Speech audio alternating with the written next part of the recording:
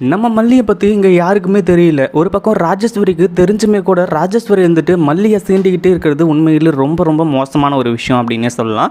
அதுவும் இல்லாமல் விஜய் வந்து போலீஸ் ஸ்டேஷனில் கொசுக்கடியில் அவர் வந்து இருக்கிறதையே உண்மையிலேயே அவரால் அதாவது நம்ம மல்லியால் வந்து ஏற்றுக்கவே முடியல. மல்லி வந்து அவ்வளோ ஃபீல் பண்ணிட்டு இருந்தாங்க. இந்த மாதிரி வந்து விஜய் சார் வந்து எப்படியாச்சும் விஜயை சீக்கிரமாக வெளியே கூட்டிகிட்டு வந்துடணும் அப்படிங்கிற மாதிரி சொல்லி அவ்வளோ வந்து போராடிட்டு இருந்தாங்க. ஆனால் அடுத்தடுத்து என்ன ஆகுது அப்படின்னு பார்த்தீங்கன்னா, இங்கே நம்ம விஜய்க்கு இன்னும் டார்ச்சர் வந்து அதிகமாக ஆரம்பிக்குது. அதாவது அமைதியாக இவங்க கோர்ட்டில் கொண்டு போய் சப்மிட் பண்ணியிருந்தா, அதாவது நம்ம விஜயை கொண்டு போய் கோர்ட்டில் நிறுத்தி இந்த மாதிரி தான் வந்து பொய் சாட்சி சொல்கிறாங்க அப்படின்னோ, இல்லை இந்த கொலையை பண்ணது வந்து விஜய் தான் அப்படின்னோ வந்து அவங்க நிறுத்திருந்தாங்க அப்படின்னா பிரச்சனையே கிடையாது.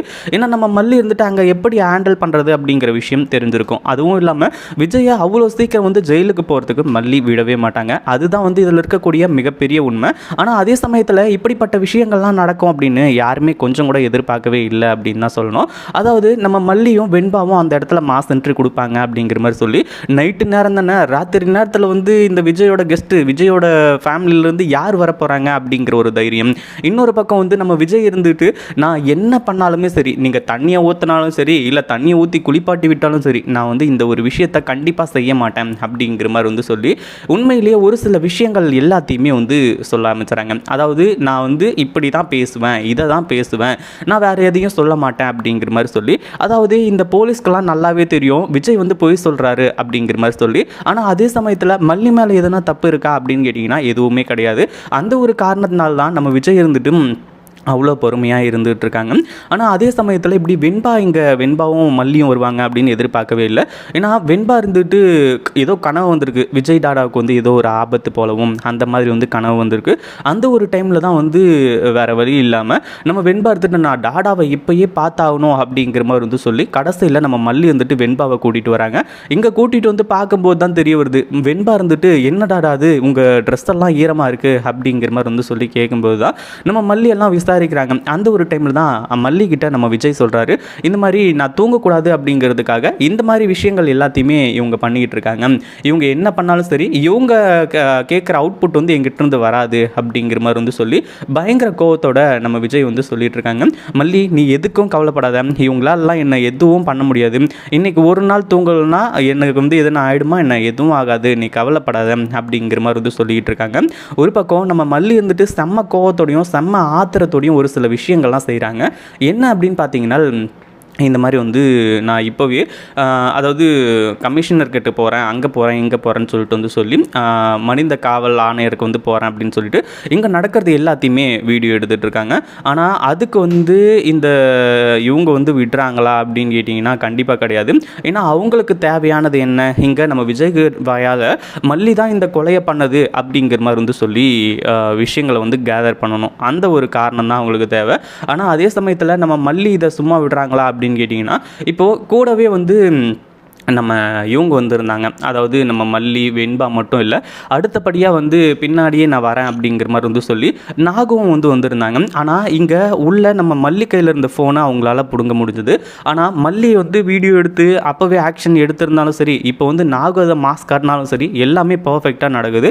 நாகு இருந்துட்டு இங்கே நடக்கிறது எல்லாத்தையுமே வீடியோ எடுக்கிறாங்க. ஒரு பக்கம் அந்த போலீஸ் இருந்துட்டு விஜய் வாயால் நீ தான் கொலை பண்ண அப்படிங்கிற ஒரு விஷயத்தை வாங்காமல் நான் விட மாட்டேன், அதுக்கு நான் எந்த டிகிரி ட்ரீட்மெண்ட் வேணாலும் எடுக்கிறதுக்கு தயாராக இருக்கேன், உன்னால் தப்பிக்கவே முடியாது மல்லி அப்படிங்கிற மாதிரி வந்து சொல்லி இந்த போலீஸ் வந்து சொல்கிற ஒரு விஷயத்தை வந்து அழகாக வீடியோ எடுத்துறாங்க.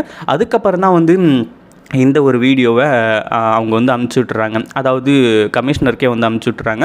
ஒரு பக்கம் வந்து லாயரும் வந்து இதில் வந்து இன்வால்வ் ஆகி கடைசியில் விஜய்க்கு இவ்வளோ இதாக இருந்துகிட்ருக்கு, செய்யாத கொலையை வந்து ஒத்துக்கோ அப்படிங்கிற மாதிரி சொல்லி விஜயை வற்புறுத்துறாங்க. அதே மாதிரி மல்லி தான் இந்த கொலையை செஞ்சது அப்படிங்கிற மாதிரி வந்து சொல்லி வற்புறுத்திக்கிட்டு இருக்காங்க அப்படிங்கிற மாதிரி வந்து சொல்கிறாங்க. ஆனால் அதே சமயத்தில் இப்படிப்பட்ட விஷயங்கள் நடக்கும் அப்படின்னு எதிர்பார்க்கவே இல்லை. அதாவது இந்த மல்லி வந்து ஏற்கனவே ஆல்மோஸ்ட் வந்து இந்த கொலைகாரனை வந்து கண்டுபிடிச்சிட்டாங்க. பட் இருந்தும் கன்ஃபர்மேஷனுக்காக தான் வந்து வெயிட் பண்ணிக்கிட்டு இருந்தாங்க. அதாவது யார் அப்படின்னா இந்த கதிரேசன் தான். கதிரேசன் வந்து இப்படி பண்ணுவார் அப்படின்னு உண்மையிலேயே மல்லி கொஞ்சம் கூட எதிர்பார்க்கவே இல்லை.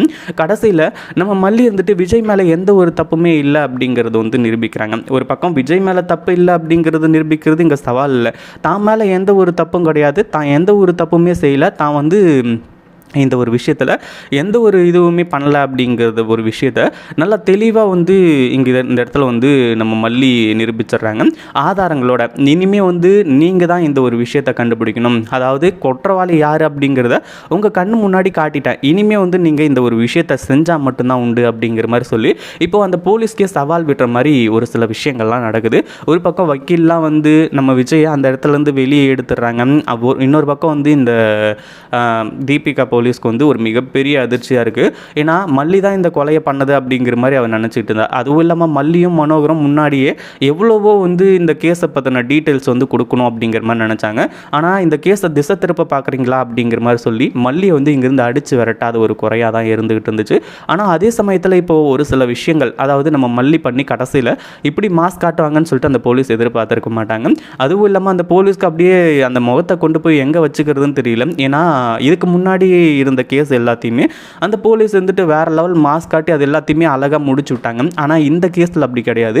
இந்த கேஸில் நம்ம மல்லியே சுற்றி வந்துக்கிட்டு இருந்ததுனால தான் அவங்களால எதுவுமே பண்ண முடியாமல் போயிடுச்சு. இதுக்கு மேலே வந்து எல்லாமே பர்ஃபெக்டாக தான் நடக்கும். அதுவும் இல்லாமல் நம்ம விஜய் வந்து வெளியே வந்துட்டு அந்த போலீஸ்க்கு ஒரு சில அட்வைஸ்லாம் வந்து கொடுத்துட்டு அங்கேருந்து கிளம்பி வராங்க. மல்லி, வெண்பா, அதுக்கப்புறம் விஜய் 3 பேருமே வந்து இப்போ ரொம்ப ஹாப்பியாக இருக்காங்க.